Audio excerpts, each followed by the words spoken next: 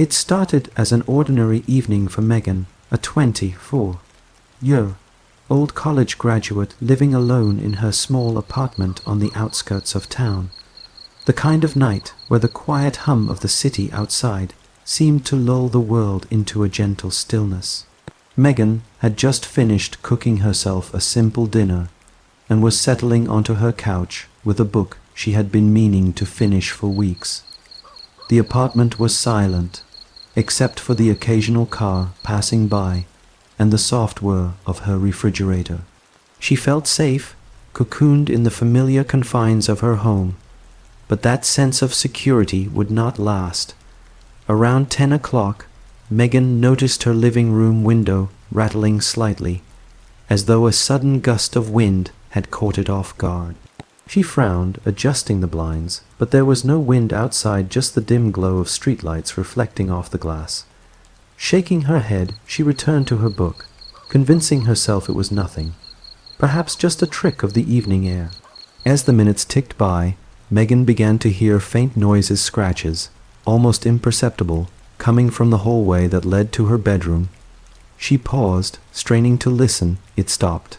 Perhaps a mouse, she thought, her heart beginning to beat just a little faster. She tried to immerse herself in her book again, but the uneasy feeling refused to leave. The scratches returned, louder this time, echoing off the bare walls. Megan set her book down and quietly got up, gripping a flashlight she kept in her kitchen drawer. The apartment was small enough that she could check every room in a matter of minutes. Living room, clear. Kitchen, clear. Bathroom, empty. Bedroom, nothing. She exhaled, forcing herself to laugh. "I'm just imagining things," she whispered to herself. But just as she turned to go back to the living room, the flashlight flickered, and she felt a chill crawl up her spine. Something was off. Megan's gaze landed on the hallway mirror. At first, she saw only her reflection, pale, eyes wide with tension, but then, behind her, a shadow flickered across the glass. She spun around, but there was nothing there. Her heart raced as she approached the mirror again, telling herself she was overreacting.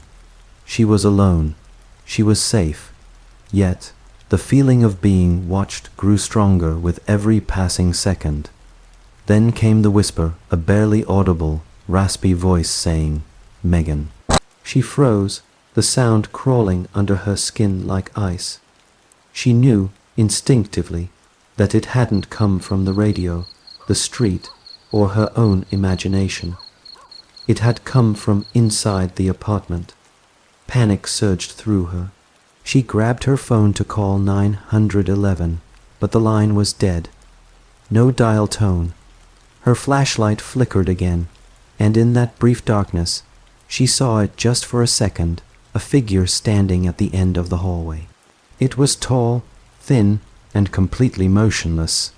The shape seemed almost unnatural, its head tilted at a wrong angle, like a broken doll. Megan's breath caught in her throat. Summoning every ounce of courage, she whispered, "Who's there?" The figure didn't respond. Then, without warning, it moved. Not quickly, but with deliberate, gliding steps, coming closer, each movement sending a shiver down her spine. Megan stumbled backward, tripping over her rug and landing hard on the floor. She scrambled to her feet and ran toward the door, fumbling with the lock. She burst outside, the cold night air hitting her like a shockwave. She didn't stop running until she reached the lobby of her building, where other residents stared at her, bewildered. Megan tried to explain, but no one had seen anything. The building manager even checked the security cameras, only to find one thing. The hallway outside Megan's apartment was completely empty. Confused, terrified, and exhausted, Megan returned to her apartment hours later, this time with a friend for safety. They checked every corner, every closet, every vent. Nothing. Yet Megan couldn't shake the feeling that something had been in her apartment that night. Something that had called her name. Something that had watched her every move. Weeks later, Megan moved out, unable to stay in that apartment.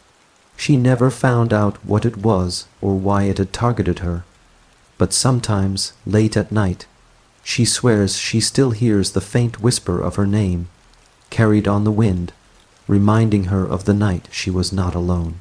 And in that whisper, in that shadowy presence, lies a terror she can never truly forget. It was supposed to be a simple camping trip for Jason and his friends, an escape from the suffocating pressures of city life. Nestled deep in the forest of northern Oregon, the area was known for its pristine trails, serene lakes, and occasionally eerie tales whispered among locals. Jason didn't believe in ghosts, spirits, or urban legends, but as the sun began to set, casting long shadows across the trees, he started to wonder if some stories were best left untold. The group had set up camp near a small clearing beside a lake, where the water reflected the fading light like molten silver. They sat around a crackling fire, passing around marshmallows and sharing laughs. The forest alive with nighttime sounds, the rustle of leaves, the distant call of owls, and the occasional splash from the lake. Everything felt normal, almost too normal. As darkness fell, Jason volunteered to gather more firewood. Equipped with a small lantern, he ventured further into the trees. That's when he first heard it, a low, guttural hum that seemed to emanate from beneath the soil itself. He froze, straining his ears. The sound wasn't loud, but it was persistent, like a melody made to lure someone closer. Dismissing it as the wind or an animal, he continued his search, but the forest seemed to change around him. The familiar path he had taken earlier now appeared twisted and unfamiliar, as though the trees themselves had shifted overnight. Panic began to creep into his mind. The hum grew louder, almost hypnotic, drawing him toward a dense thicket he hadn't noticed before. Against every instinct screaming in his head, Jason felt compelled to step closer. Suddenly, he saw movement. A figure, a person, or at least it looked human, stood between the trees, half hidden by the shadows. It didn't move, didn't blink, just stared with eyes that seemed too dark, too empty to be human. Jason froze, his lantern trembling in his hand. He called out, "Hello." No response, only the hum continuing, now almost a song, weaving through the forest. Jason's fear turned to dread when the figure slowly raised one arm and pointed toward the lake. Something in his gut screamed at him to turn around, but curiosity, or perhaps the forest itself, held him rooted. The figure disappeared before he could blink, vanishing into the darkness as if it had never existed. Trembling, he ran back toward the camp, but the path he remembered was gone. Every direction looked the same: dense trees, shadows, and the unrelenting hum. Back at the camp, his friends noticed his pale face and erratic breathing.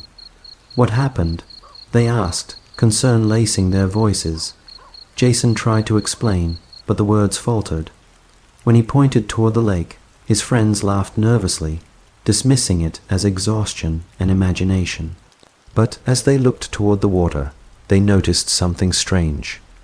Ripples were forming in the lake, though there was no wind, no stone thrown.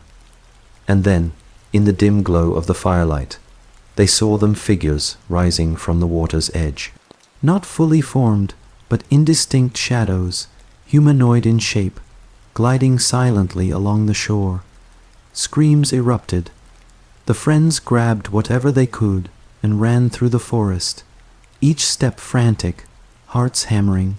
Jason kept glancing back, seeing the silhouettes following them, moving with an unnatural grace, as if the laws of nature didn't apply. Hours passed, though it felt like minutes, until they stumbled upon a ranger station. Exhausted and terrified, they tried to explain, but the ranger's response was chillingly casual. "You're lucky to be alive. That forest. It's known for strange disappearances. People report hearing voices, seeing figures near the lake." Those who stay too long often don't return. Jason and his friends barely slept that night, huddled in the warmth of the ranger station. When dawn broke, they returned to the site, hoping the terror of the night had been a hallucination. But the forest appeared untouched, serene, as if nothing had happened. The fire they had left burned out, the clearing empty and the lake calm. No footprints, no ripples, no evidence of the previous night's horrors. They never returned to that forest. Jason, in particular, could never shake the feeling that something had marked him. Sometimes late at night, he would hear that same low hum, faint but persistent, echoing in his apartment. The sound seemed to come from nowhere and everywhere at once, and he would see shadows in his peripheral vision, fleeting glimpses of figures that vanished the instant he turned his head.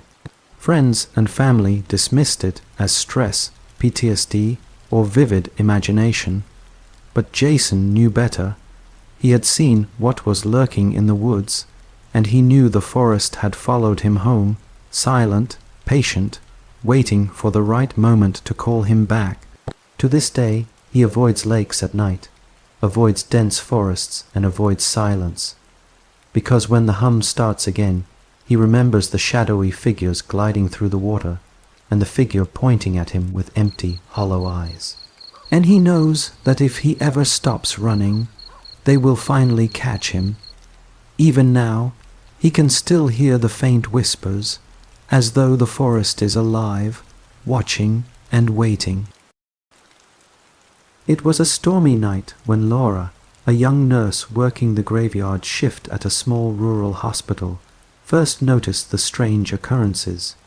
She had grown used to the quiet, the endless hum of machines, and the occasional call for assistance. But this night felt different.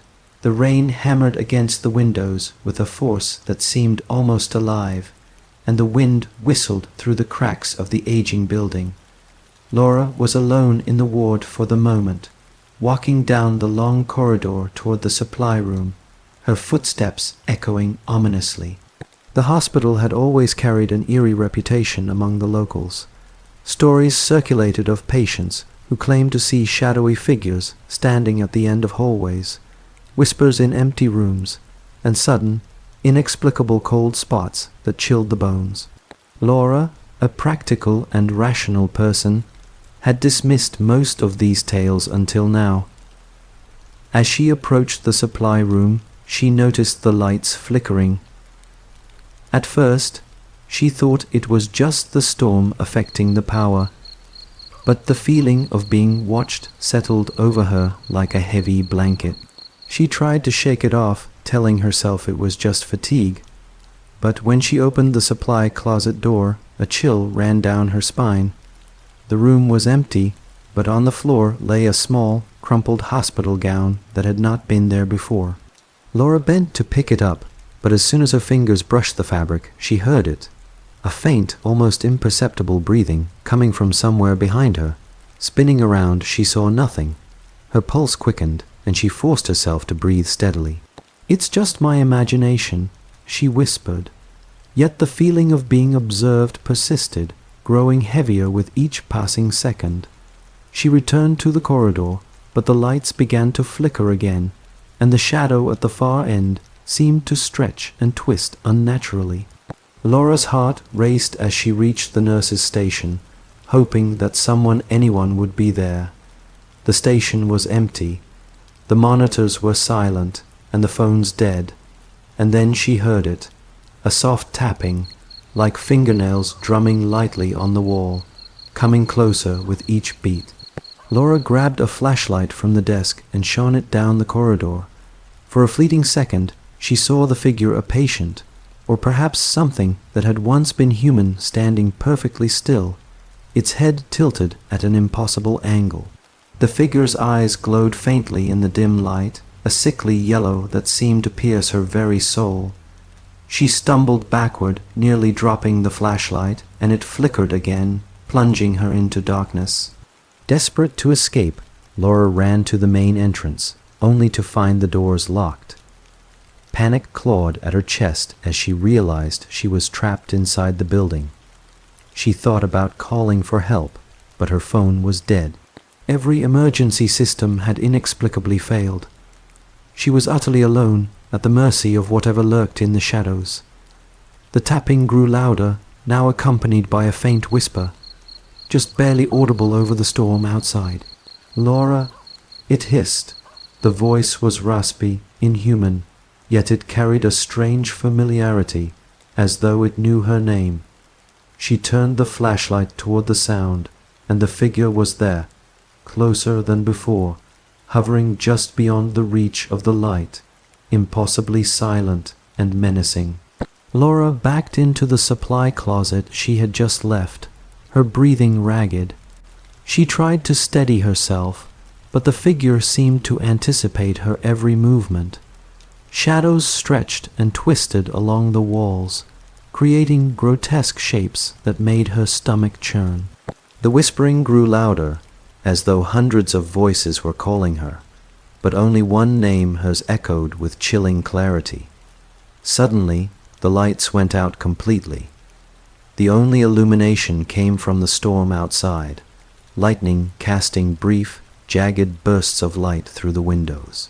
In those flashes, Laura saw them, dozens of figures, all standing silently in the corridors, their eyes glowing with the same sickly yellow hue, heads tilted unnaturally. Panic surged through her veins. She knew she had to move, but any step she took seemed to draw them closer, shadows slithering along the walls, following her every movement. Laura ran blindly through the hospital, guided only by the intermittent flashes of lightning. She reached the emergency exit, but it wouldn't budge. Behind her, the whispers intensified, transforming into a cacophony of voices that seemed to pierce her mind. She turned, and the figures were everywhere, floating above the floor, moving in impossible ways, their expressions blank, their gaze fixed on her. Her rational mind screamed for an explanation, some logical reasoning, but there was none. The building itself seemed alive, walls bending and twisting, hallways elongating and narrowing as if to trap her. Desperate, she dove into an empty patient room, slamming the door behind her and holding her breath. The shadows gathered outside, silent and patient, waiting. Hours or maybe minutes, she couldn't tell, passed. Eventually, the storm subsided, and the first rays of dawn filtered through the windows. Laura dared to peek outside. The figures were gone, leaving behind only a lingering chill that seeped into her bones. She staggered to the main entrance, and miraculously, the doors opened with a push. When the staff arrived later that morning, they found Laura sitting in the lobby, shivering, pale, and incoherent. She tried to explain what had happened, but no one could make sense of her story. Surveillance cameras showed empty hallways, no signs of shadows or figures. Yet Laura knew the truth. Whatever had haunted her that night was real, and it had left a permanent mark on her soul. To this day, Laura avoids working the night shift, and on stormy nights, when the wind howls and rain lashes against the windows, she swears she can still hear those whispers, calling her name, reminding her that some places are never truly empty, and some horrors never truly leave. It was a crisp autumn evening when Mark, a college student working part-time at a local convenience store, realized that the night ahead would be unlike any other. The small town where he lived was quiet, bordering on sleepy, with long stretches of deserted roads and dimly lit streets. Most nights were uneventful, but that night something felt off. The air was heavier, charged with an unspoken tension that made the hairs on the back of his neck stand up. Mark was responsible for closing the store that night. As he swept the floors and stocked the shelves, he noticed small things that unsettled him: a misplaced box, a door that had been locked earlier now slightly ajar, the faint smell of something metallic in the air. At first he shrugged it off, attributing it to fatigue and a busy day. But as the clock inched closer to midnight, the sensation of being watched intensified. The first encounter came while he was arranging the candy aisle. Out of the corner of his eye, Mark saw movement, a shadow darting across the floor, just beyond the reach of the fluorescent lights. He spun around, heart racing, but the aisle was empty. Probably just a rat. He muttered, but the feeling in his gut told him otherwise. As he continued cleaning, the store's old security system began acting strangely. Cameras flickered, monitors displaying static and distorted images. One feed, in particular, focused on the front entrance, seemed to show a figure standing just outside, motionless, barely discernible through the fogged glass. Mark leaned closer, but when he blinked, the figure was gone. A sudden noise startled him, a soft, deliberate tap on the glass door of the store. Mark froze, staring at the empty street. Then it came again, louder this time, echoing through the quiet night. His pulse quickened as he fumbled with the keys, debating whether to call the police. The rational part of his mind insisted it was a prankster or an animal, but the instinctive terror crawling up his spine suggested something far more sinister. Mark decided to check the perimeter, stepping cautiously outside with a flashlight. The street was empty, the wind whispering through the trees lining the road. There was no sign of anyone or anything that could have made the noise.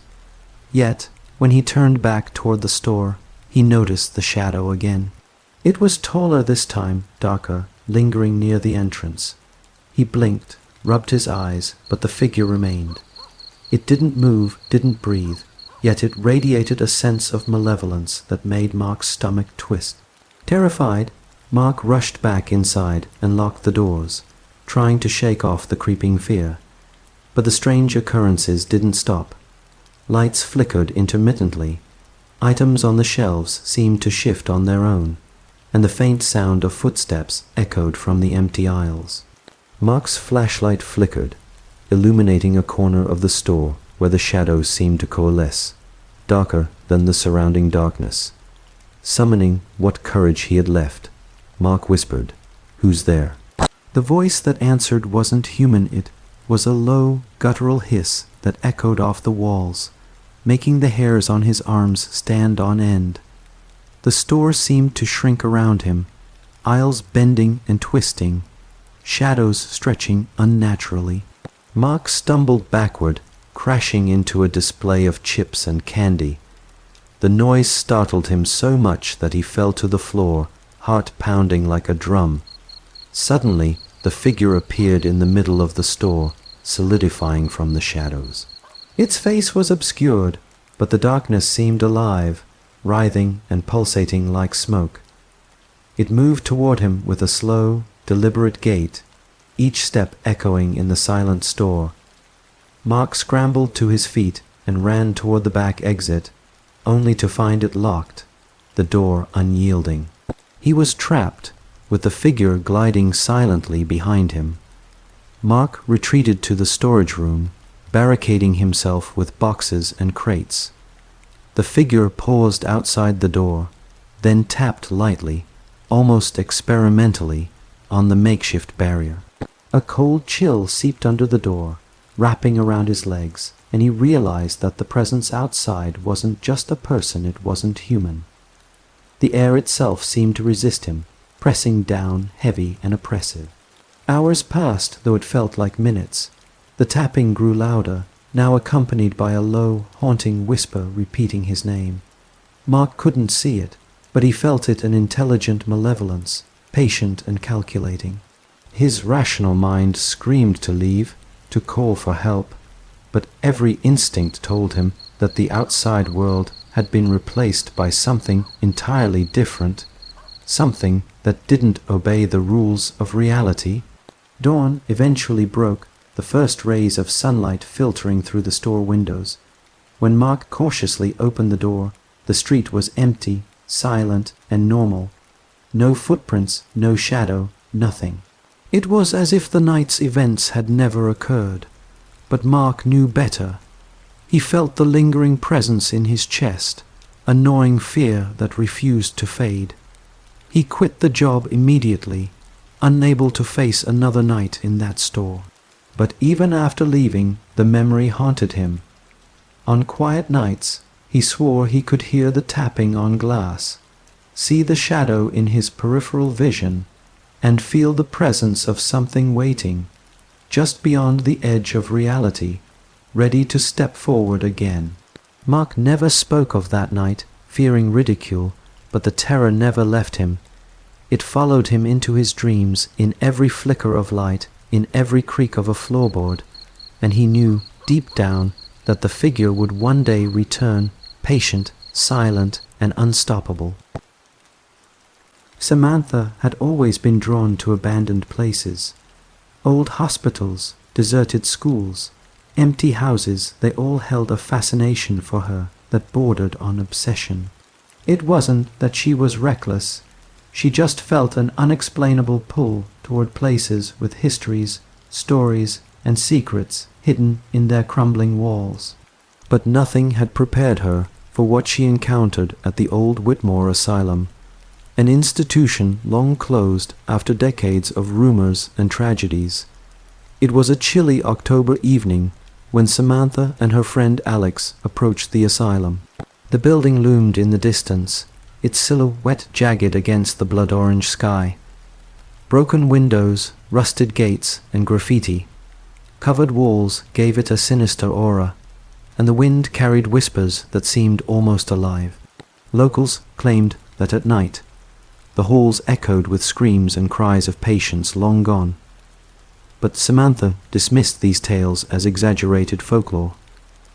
Equipped with flashlights and cameras, they stepped inside through a side entrance. The air was thick, musty, and cold, even though the day had been warm. Every step echoed through the vast, empty halls.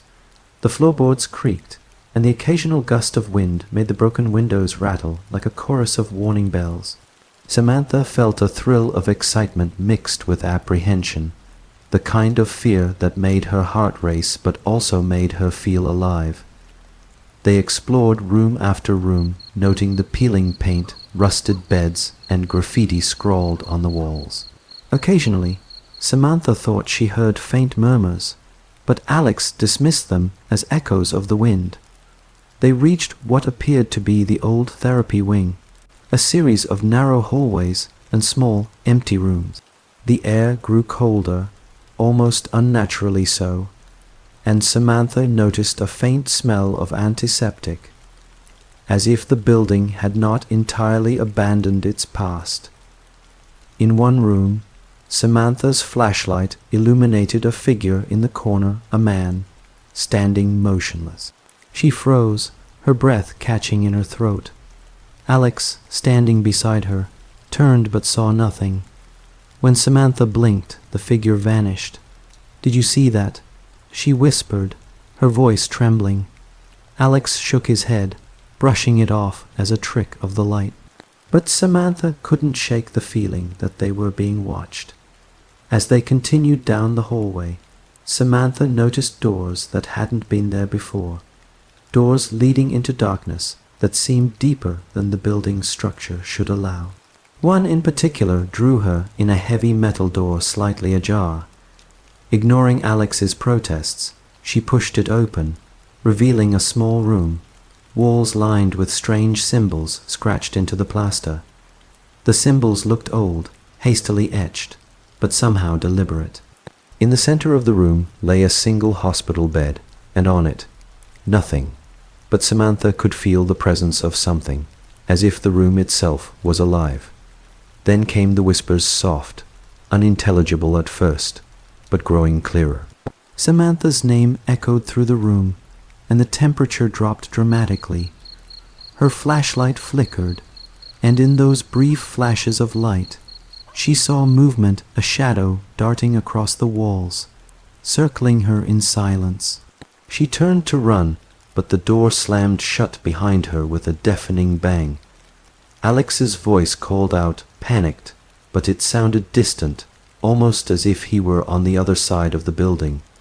Samantha banged on the door, her heart hammering in her chest.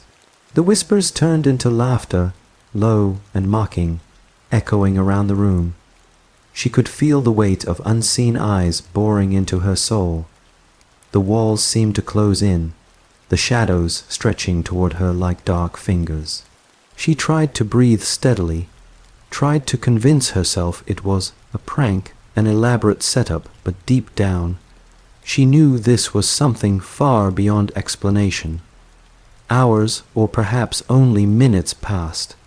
Time had become meaningless in that room. The laughter faded, replaced by a heavy silence, but the oppressive feeling of being watched lingered. When the door finally creaked open, Samantha stumbled out, tears streaming down her face, shaking uncontrollably. Alex grabbed her, and for the first time, she realized she could see him clearly. The normal world was returning. But she felt changed, altered. Outside, the asylum appeared calm, inert, and silent, hiding the horrors it had just released. Samantha and Alex didn't speak on the way back. The forest around the building seemed almost alive, shadows stretching like hands, following them until they were safely back on the main road. Neither of them slept that night. Samantha couldn't shake the feeling that something had attached itself to her, some presence she had brought out of the asylum along with them. In the days that followed, Samantha noticed strange occurrences in her apartment. Objects moved inexplicably. Shadows seemed to linger in corners, and sometimes, just at the edge of hearing, she could hear laughter, faint and cruel. Alex reported similar experiences. It was as if a part of that building, that darkness, had followed them, patient, waiting. Samantha tried to rationalize it. Maybe it was stress, maybe it was the adrenaline, but the fear persisted, gnawing at her. And then she saw a shadow in her bedroom window at night, perfectly still, staring in. No face, just a black shape, watching, waiting. She knew, without doubt, that whatever haunted the Whitmore Asylum had found a way into her life, a persistent reminder that some places should never be disturbed, some doors never opened, and some stories are meant to remain untold. Even now, whenever Samantha passes an abandoned building, she feels the pull, the whisper of curiosity that nearly killed her. And she knows she will never step into an empty place alone again. For the darkness she encountered that night will never truly let her go. Ethan had always loved hiking, but this particular trail in the remote forests of Washington promised an experience unlike any other. Known for its rugged terrain and breathtaking views, the area was also infamous for its strange occurrences, hikers vanishing without a trace, and locals warning of unnatural forces in the dense woods. Ethan, practical and adventurous, dismissed the warnings as superstition. Yet, as he trekked deeper into the forest with his backpack and camera, a creeping sense of unease settled over him. The day had been clear, with sunlight streaming through the dense canopy of evergreens. But as afternoon faded into evening, shadows stretched unnaturally long across the forest floor. Birds and squirrels had gone silent, leaving only the crunch of Ethan's boots on fallen leaves and twigs. The trail, which had seemed straightforward, began to twist and fork in ways that defied the map he had brought. At first, he thought he had taken a wrong turn, but soon, a more disturbing realization emerged. The path seemed almost alive, reshaping itself. Ethan's unease deepened when he noticed the first sign. Strange markings carved into the bark of several trees. They were not ordinary initials or symbols.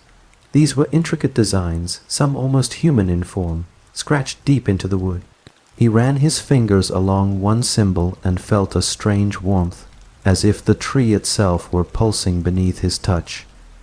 Shaking his head, he decided to keep moving, rationalizing that he was simply tired, letting imagination creep into the shadows.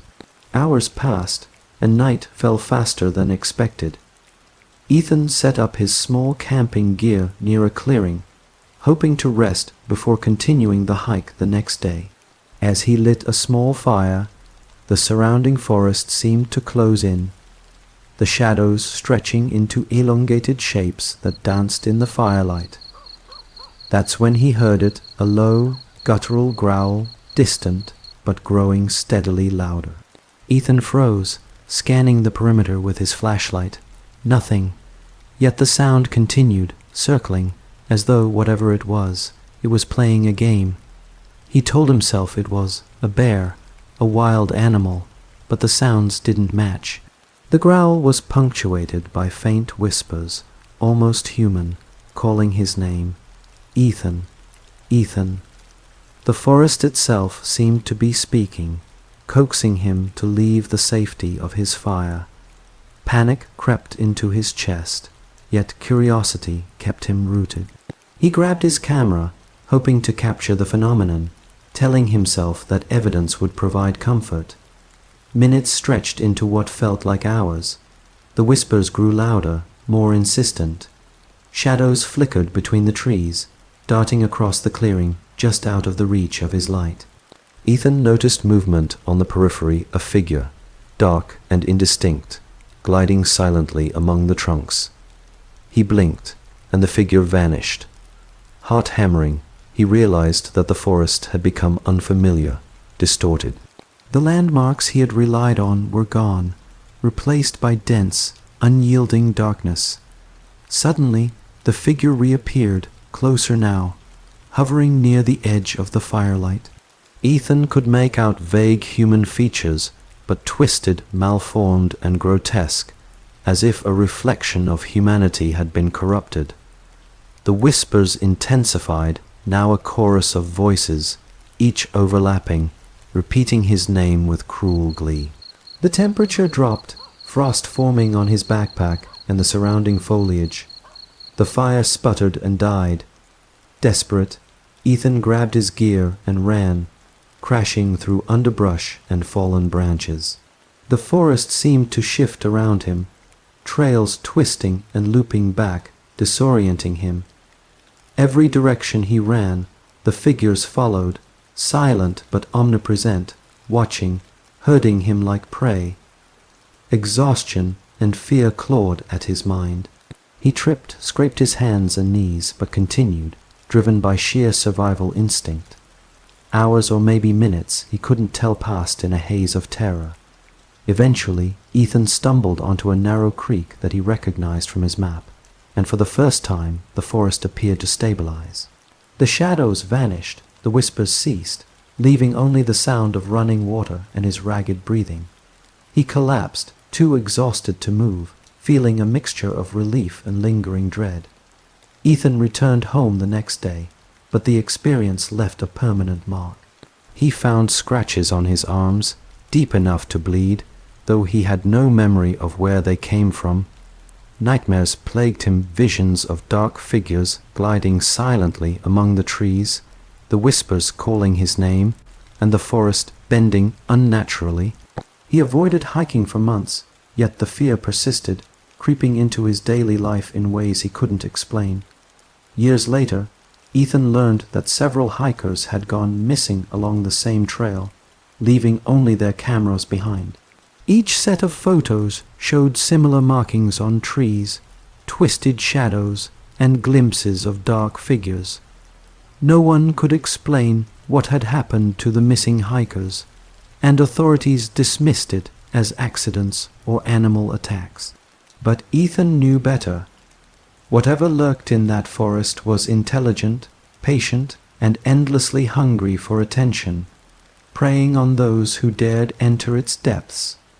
Even now, when Ethan hears the rustle of leaves or distant howls in the wind, he feels a chill.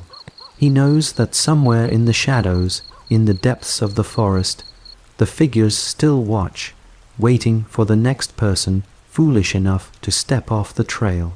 And he knows with certainty that some forests are alive in ways humans are never meant to understand, harboring horrors that defy reason and explanation. It was a quiet evening when Olivia, a young woman living alone in a suburban neighborhood, began to notice strange occurrences in her home. At first, They were subtle. A misplaced book, a door left slightly open, the feeling that someone had just brushed past her in the hallway. Olivia tried to dismiss it, blaming fatigue and absent-mindedness, but the unease she felt only grew stronger as the night deepened. Her apartment, normally comforting and familiar, seemed to change in the dark. Shadows stretched unnaturally across the walls. Corners that had always been empty now seemed to pulse with a strange presence.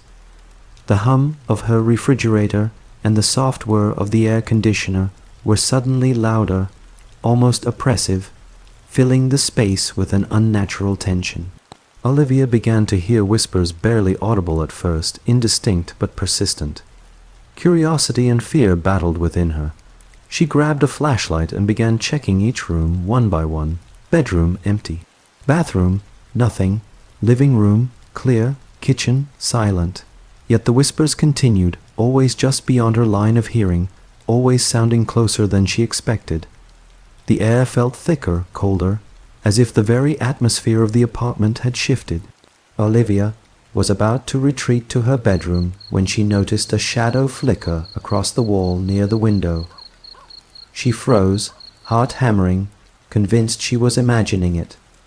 But then came the soft sound of breathing slow, deliberate, and not her own.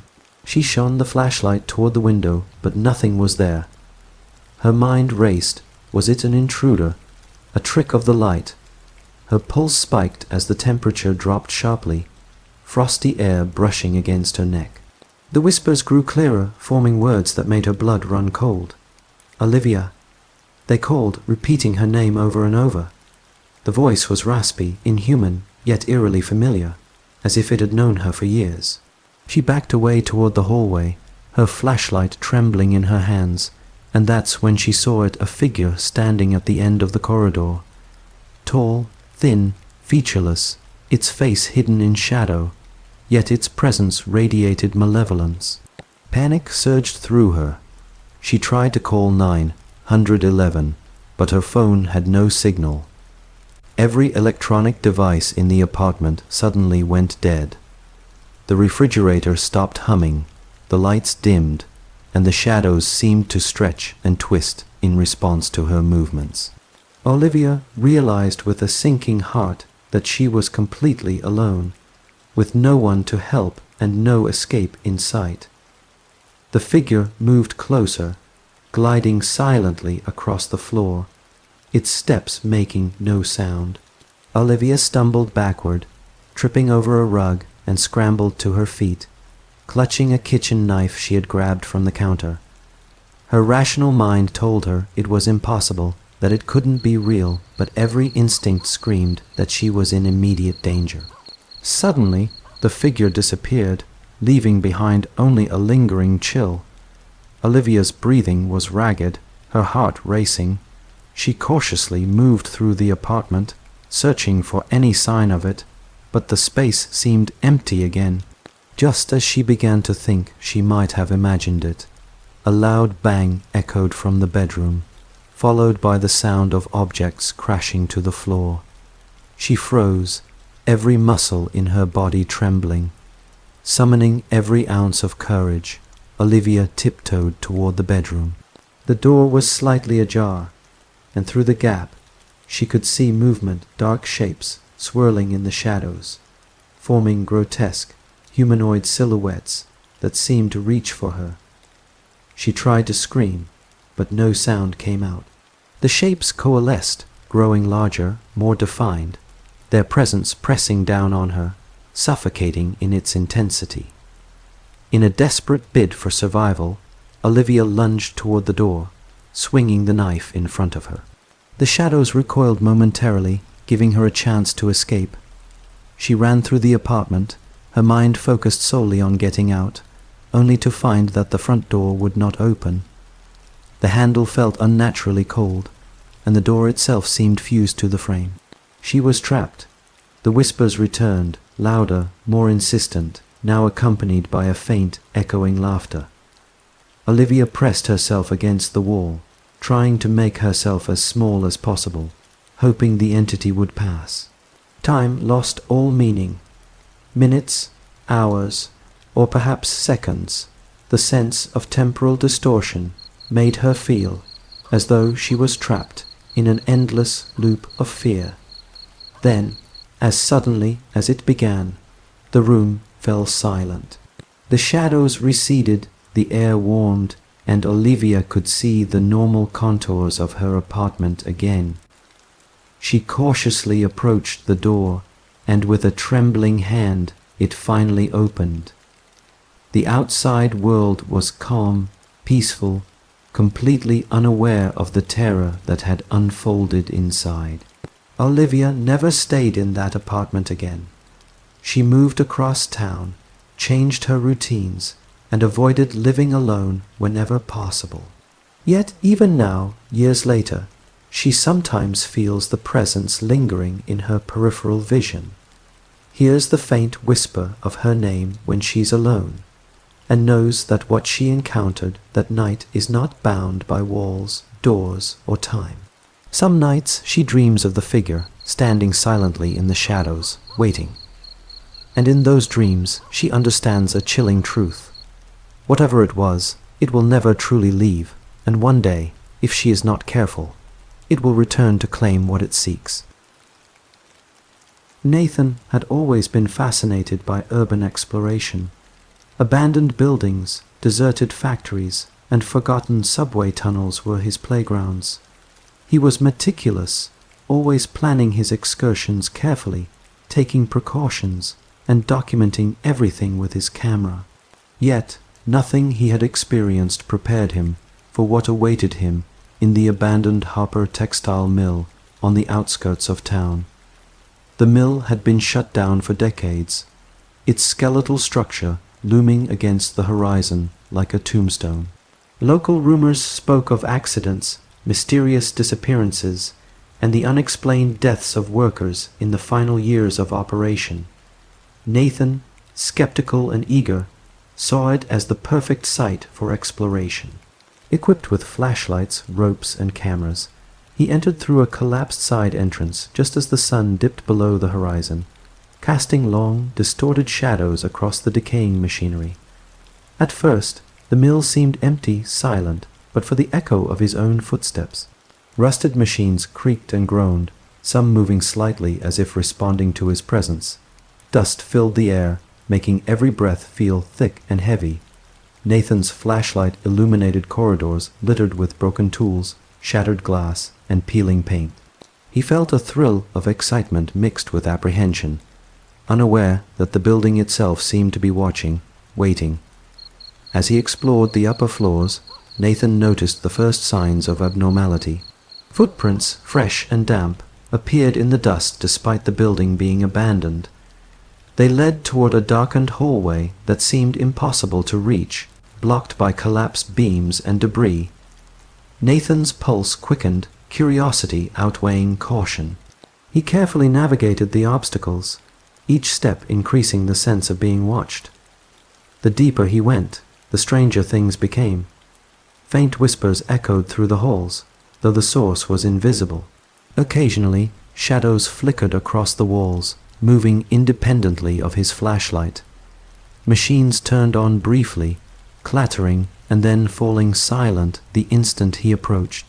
Every instinct screamed at him to leave, but the thrill, the curiosity, and the promise of capturing something extraordinary kept him moving forward.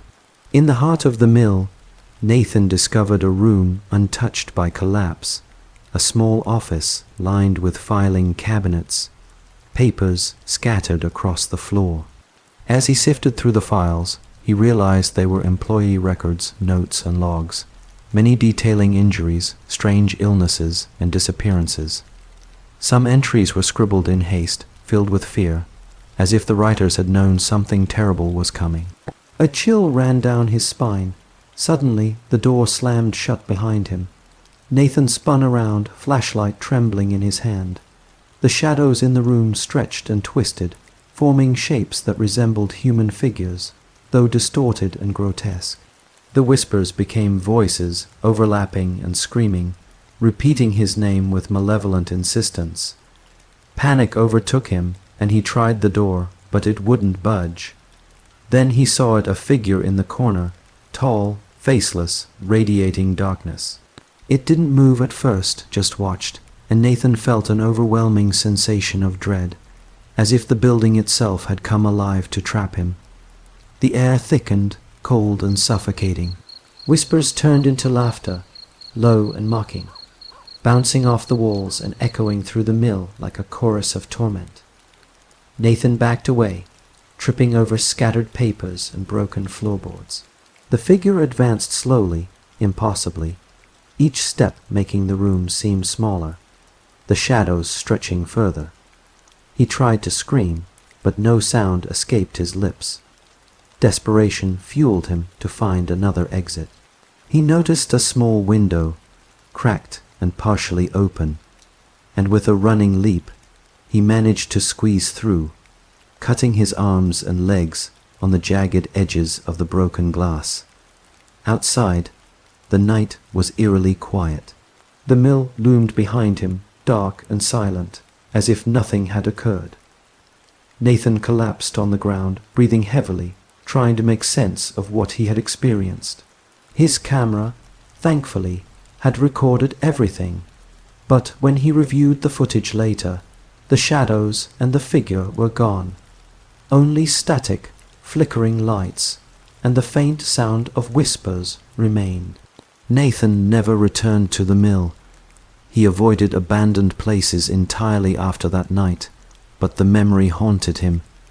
In every dark alley, abandoned building, or empty warehouse, he swore he could see movement just beyond the edge of vision. At night, he sometimes hears whispers, faint but insistent, echoing his name, and he knows with a bone, deep certainty, that whatever resides in the Harper Mill waits patiently, unbound by time or space, ready to claim anyone who dares to enter its domain. Even now, years later, Nathan feels the presence lingering, an invisible shadow at the edge of his perception.